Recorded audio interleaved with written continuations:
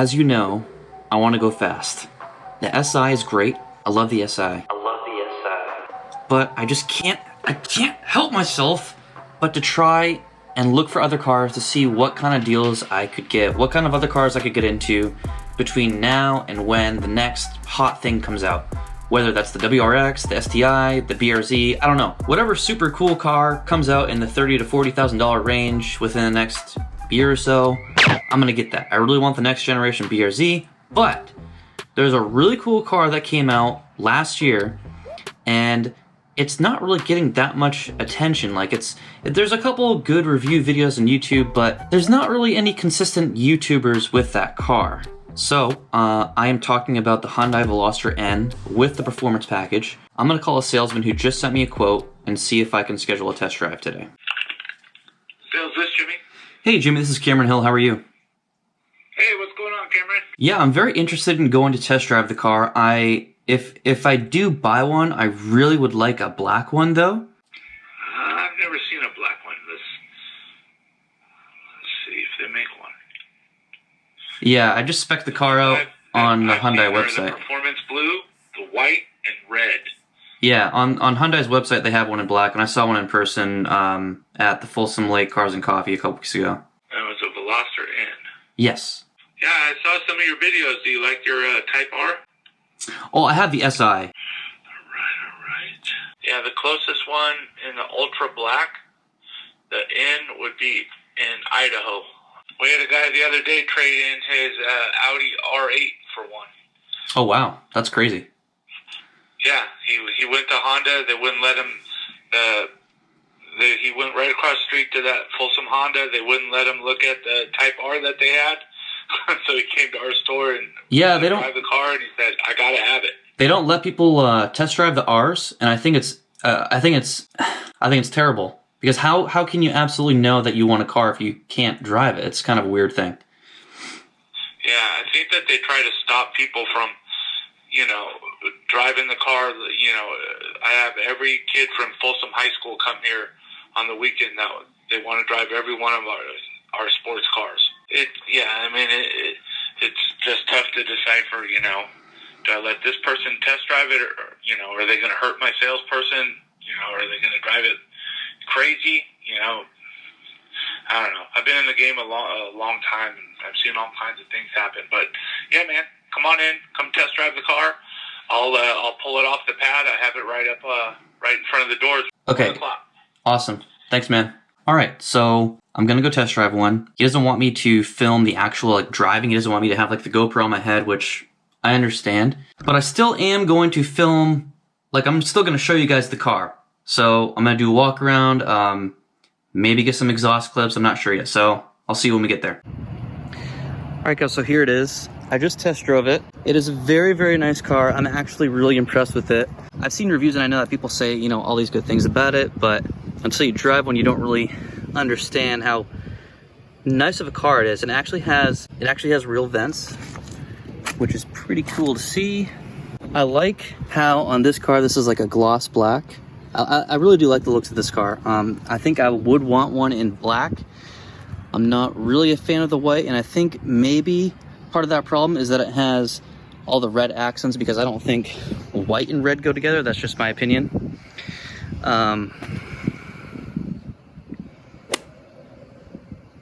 But one thing I was telling the salesman, Nick, I was telling him that if I got this, literally I would take wrap and I would wrap all this black stuff, or I would wrap all the red stuff around the car. So I'm just not a fan of it. Yeah, forget that. I'll tell you guys in a second how much they're offering it for. And this does have the performance package, so it comes with the variable exhaust, so you can change it between normal. I think there's either 2 or 3 settings, but it sounds really good. And the all-out setting for the exhaust, when you're going full throttle, which I'll talk about, it pops, which is very cool to hear on a stock exhaust. So, and I do like that wing. It looks very nice from the side. It's not too poppy or too flashy, so I do like that, man. I don't know, this is a really cool car. Is it 2 or 3 modes for the exhaust? 3.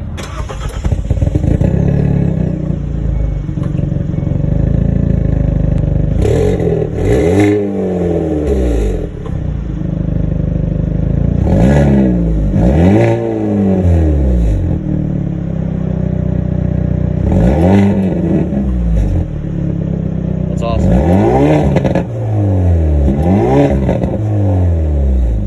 So, yeah, I kind of forget everything you told me. So from this screen here, easily accessible from the home screen. I'm just gonna hit that. This is to set all of your suspension and engine tuning straight from the car itself. Okay. So you actually get a few different settings. You get about 3 per each area of the car.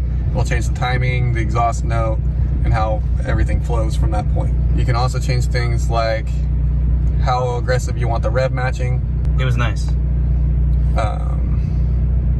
Exhaust. So you have the 3 different settings. So normal, it's gonna be a little more raspy. Yep. This is like each one's gonna give you just a little bit more throat.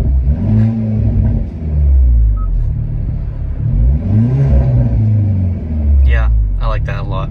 That's one thing I want to take the car like this out to Laguna Seca. Yeah. This thing would handle I bet that'd be a beautifully out blast. there. Yeah. And you can change everything. I mean, you can change how stiff the suspension is, your steering, and even the traction control system you can change as far as what it's going to allow and how much slip it's going to allow. Okay.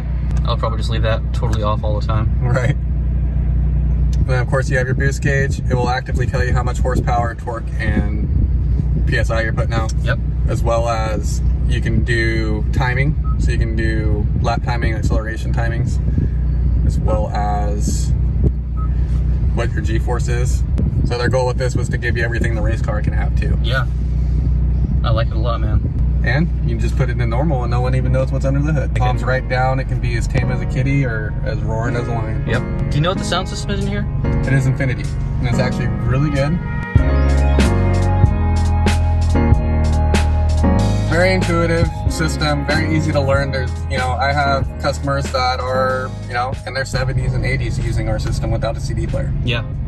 And these are people that, it was a big change to go to a CD player. Now everything's gone. So, and even they, I'll get called once or twice. And besides that, they got it learned. I have a client right now. She is happy because she can just plug her phone in and listen to her Elvis. Cool. Veloster's a great car, 275 horse. Yep.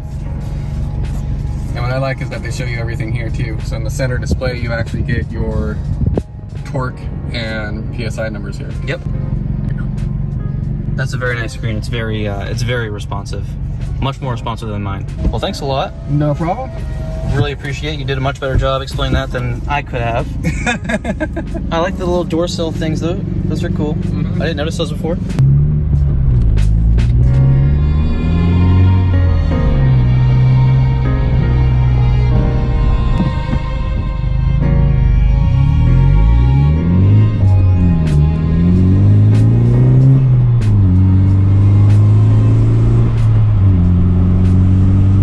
Okay, so now you're wondering, what do I like better? What are my thoughts on the Veloster? My final thoughts. After having only test driven it for maybe 15 minutes, I did put it down twice. I went full throttle twice.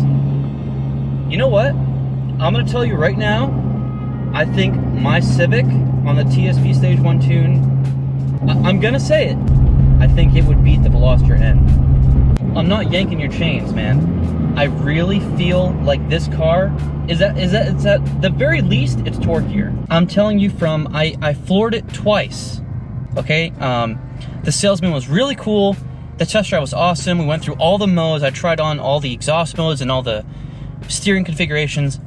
And I'm telling you, this car, my Civic, feels faster. Period.